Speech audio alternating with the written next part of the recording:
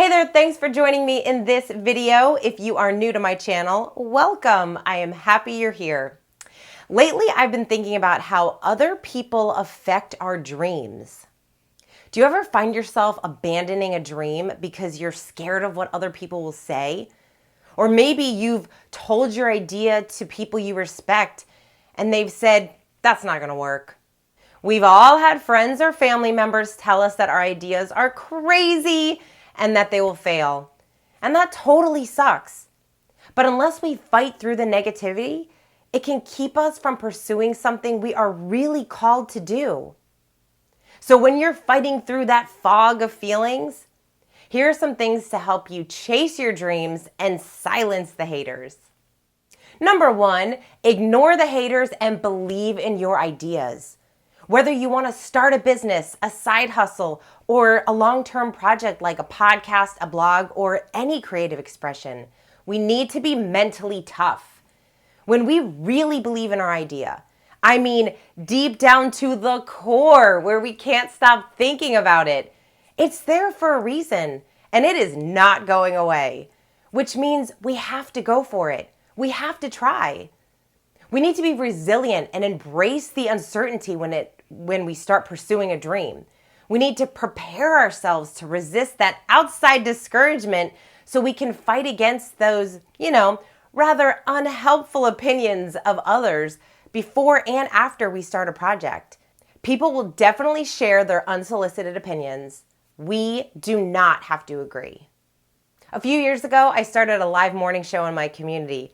I thought it would be really cool to share stories about the incredible people in our community and highlight all of the awesome businesses, nonprofits, and great things happening.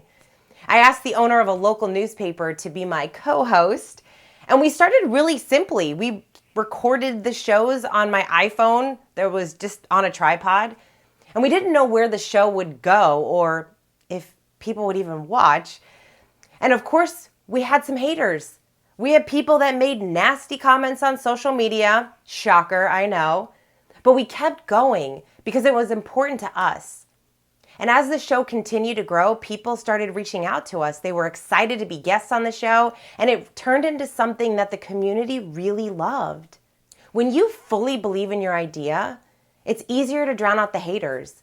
We need to block their opinions and not allow doubt to creep into our dreams. We have to care more about our work than what other people think about it. Number two, find your tribe. Jim Rohn said you are the average of the 5 people you spend the most time with. Who are your top 5? Do they lift you up? There are several people who come to mind when I think about my tribe. And when I doubt myself or feel overwhelmed, I know I can call them to help me get my mindset right. Not by telling me everything's going to be okay and not by playing into my pity party, but instead they push me to fight through it, believe in my idea, and keep going. When we find our tribe, everything changes. Fortunately, it's easier than ever to find our tribe with things like social media. We can find Facebook groups, meetups, and lots of membership sites that connect creative communities. Figure out where to find the people who can support you. For example, I'm on the board of the Women's Foundation of Florida, and I love being part of this group because I am surrounded by women who are pursuing their dreams and who lift each other up. It's an incredible support system, and we all need that. And number 3, deadlines for the win. Make pursuing your goal a game.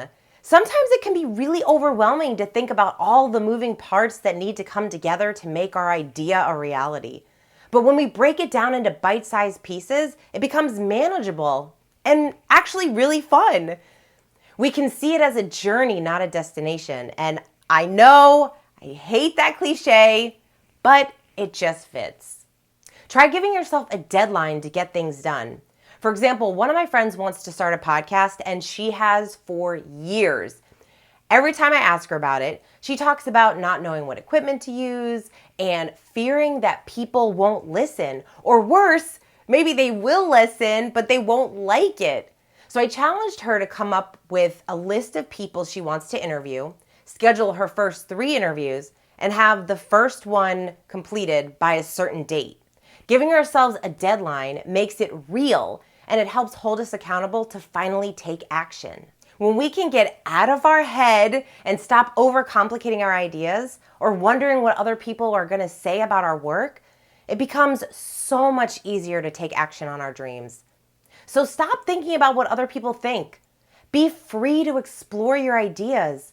Create space for yourself where you can try new things. I hope you found these ideas helpful. What about you? What do you do to silence the haters and focus on your work? Share your comments below. I hope you enjoyed this video. If you did, please hit that like button. And I also invite you to subscribe to my channel so we can stay connected. I will see you next time.